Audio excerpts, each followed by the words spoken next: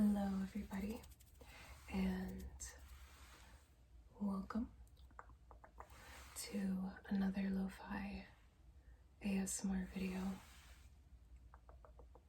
So I wanted to do a haul video because I've gotten a few things over the past few days, and I thought it would be a nice chance just to kind of ramble, talk about some things, do some tapping, tracing, so on and so forth. So I'm going to start off with one or two of my favorites. I feel like I have to say this is my favorite, but also it's really heavy, so I just kind of should get it out of the way.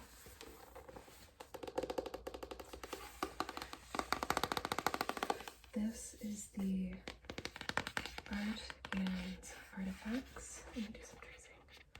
Art and artifacts. Sorry. But it's the Art and Artifacts Zelda book. So inside there's a lot of artwork, and it'll show a lot of the preliminary sketches before and after, like kind of the first drafts versus what was released for artwork, and it kind of goes into a bit of a description about how some of the things were made. I'll read you the back for context. This is a heavy book too. She's thick. She's almost like 5 pounds. But so it says, the Legend of Zelda series has produced some of the most iconic and memorable artwork in video game history. Can't concur with that. Nintendo has thrown open the vault to collect your favorite masterpieces from the storied franchise, as well as rare and never before seen content. Ooh. The Legend of Zelda Art and Artifacts contains over 400 pages of illustrations from the first 30 years of the series. The silver-sized hardcover includes game box art, official character designs, artwork from the instruction booklets, sketches, rare promotional pieces, pixel art, a fold-out poster, interviews with the artists, and much, much more. So I haven't fully looked through it. I've looked through, I think, the first 80 pages and some of the back ones, and it is just, this is definitely a good collector's piece if you have any friends or family that are huge Legend of Zelda nerds. This, and then I really want to get the, what's called the Hyrule Historia book, which is the same price as this. It's kind of the same thickness, like big chunky book. I think it was 53 Canadian, and I think it came to 56, so I think it must have been on sale, but because with tax it should have been more than 56. Anyways, it's a very beautiful book, but I'll see if I can find. The only thing that sucks is because it's for the first 30 years, Breath of the Wild isn't in here, so that's a bummer. But here, I'll show you like this. So it'll show you the kind of original sketch design versus what was released.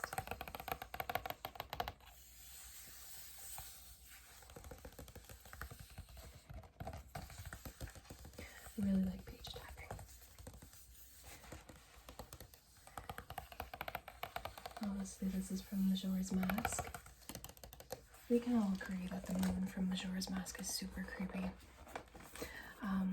And then in the back, there's like a lot of details about like the little icons and stuff. So I think I want to do a full video on my main channel of kind of picking out some of my favorite pages from here and tracing on them and just kind of talking about them, because this is just too good to not share, and this just makes my heart so happy. So I'm really excited about that, and I can't wait to kind of flip through the rest of it. So I'm gonna put that right there. Hopefully that doesn't fall. Okay, so the second is also Zelda related, and this was one actually my fiance had bought for me, which I just thought was the sweetest thing. He's very, very thoughtful. This is the Hyrule Warriors Age of Calamity. So if you don't know, this is supposed to take, oh, the book almost fell. my heart just went. Okay, sorry. This is not relaxing, I'm sorry. This takes place 100 years before Breath of the Wild, and it's basically going through the story that Breath of the Wild is recalling. And I don't want to spoil anything, but I was kind of wondering how they were going to go about the storyline, since you kind of already hear it. And if you're playing with it, if it goes along with the Breath of the Wild theme, it's like you're going to lose in the end. But they did some tricky stuff with it, and I'm not completely done yet. I'm almost done though. I kind of OD'd on this game, and I think I'm on the last like mission in the main quest, but I've still got a bunch of the other like side missions and stuff around the map to get done. So this is obviously for the Switch.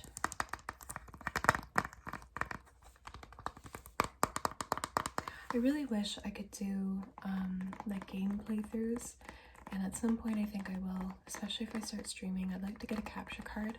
I just can't justify spending $200 on a capture card that I know I'm not going to use that often. So I think I'm going to wait to do that until I know I would use it more.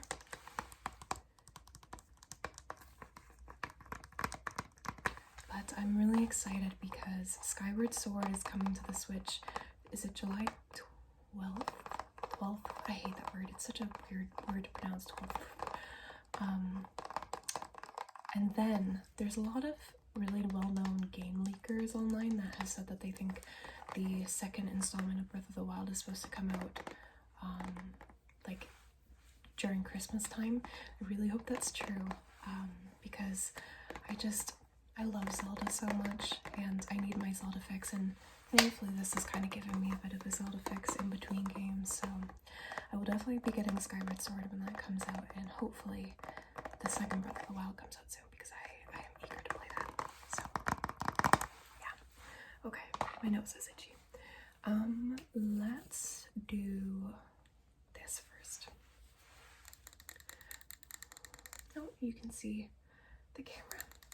So I actually went to HomeSense tonight, HomeSense and Marshalls, because I haven't been there in so long and I missed it, and I needed a new candle. Well, okay, I didn't need a new candle, no one needs a candle, but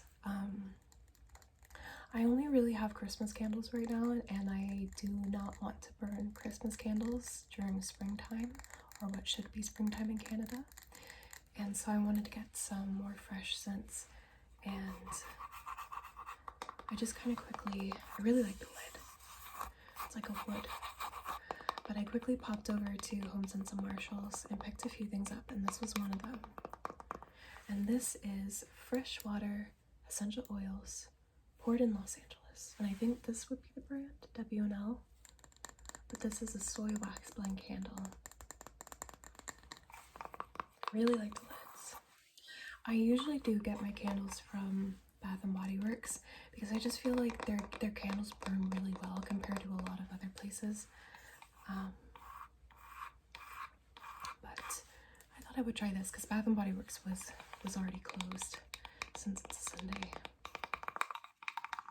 But oh my gosh, it smells so good. One second, I need to smell it again. Oh, it's a perfect blend of fresh and sweet, but not in a headache way. Oh, that's cool. It has something on the lid. So yeah, I'm guessing the brand is called W&L, W plus L. Ooh, I really like the sound of that. It's kind of like a cork sound. And it says, proudly made in Los Angeles, California, W&L candles use sustainable energy, cotton core wicks, and soy-based wax to provide a memorable candle experience. Lid is not to be used to extinguish the flame. Very important to notice because it will burn. I really like the sound, especially tapping right here. But I'm excited to actually burn it. That's one thing I always get really nervous with candles, is sometimes they can smell really good in the jar, but they don't actually burn well. And I'm kind of like, what's the point of paying? I think this was $16.99. I'm pretty sure it was $16.99. And if I'm going to pay that much for a candle, I want it to burn well. So I'm hoping this burns well. I think it will, since it is quite a strong scent. But I'm also trying to kind of stock up on candles for like when I get married, so that I just have a good amount of candles that I don't need to go out for a year and get anymore. So I like going to places like HomeSense and Marshalls and Winners where they're all discounted. So I really like the smell of them. What next? We'll do this. So I really like sheet masks. I don't really use like charcoal masks and clay masks anymore because I don't know, I've read that they're actually not great for your skin for the most part, so I actually really enjoy using sheet masks, and this is my favorite brand, and you can find them at HomeSense and, technically Marshalls and Winners, and they're usually like $6.99 for a pack, and you get 5 in a pack, and I just find this brand, it's called the Creme Shop. All of their masks are just so nice, and I kind of just grab whatever ones they have there because they all work really nicely, and I don't care so much. Like this one has honey, attracts and locks in moisture to create soft and supple skin, and lavender is a natural antiseptic that gently but effectively treats acne. I don't care as much about that kind of stuff. I just really like how hydrating sheet masks are, and I find that these don't cause a reaction for my skin. They don't break me out, so I really like these, and I always snatch at least 1 or 2 boxes, sometimes 3, if I'm ever out at Marshalls or Winners. So I really highly suggest picking a pack up and trying them, unless you hate sheet masks. I know sheet masks are not everyone's stick, because they do kind of feel weird and gloppy, but okay. So the other 2 items I got from HomeSense were nail polishes, because I really wanted a new color, especially for spring, because a lot of my colors are either old and crusty and need to be thrown out, or they're like winter fall colors, or they're just ones that I've had for a while and I kind of want to change them up. I don't have a very large nail polish collection. I think I maybe have 11 that aren't needing to be thrown out. So anyways, these are both OPI. I really enjoy OPI. For the most part, I find their formula is pretty good as far as application and wear time. I really like Sinful Colors because it's super cheap, and I find it like it lasts a good time. But I only buy OPI at Marshalls or Winners since it's discounted.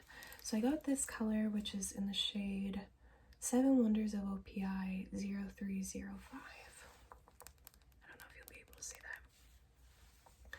But it's this, it looks different on camera because I have a light up there so I don't look super weird with my ugly ceiling light.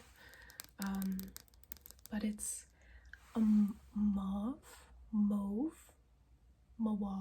I don't know. You know what I'm talking about. That kind of pinky, purpley, muted color. Because I've wanted one like this for a while, because there was one time I got my nails done at a salon because I have a family friend that's a nail tech.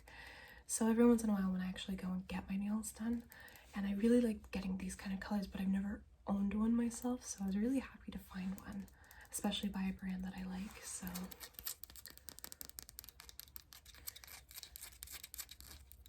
I feel like it's coming across a little more pinky on camera. Excuse my nails, I broke a bunch of them and now they're super short.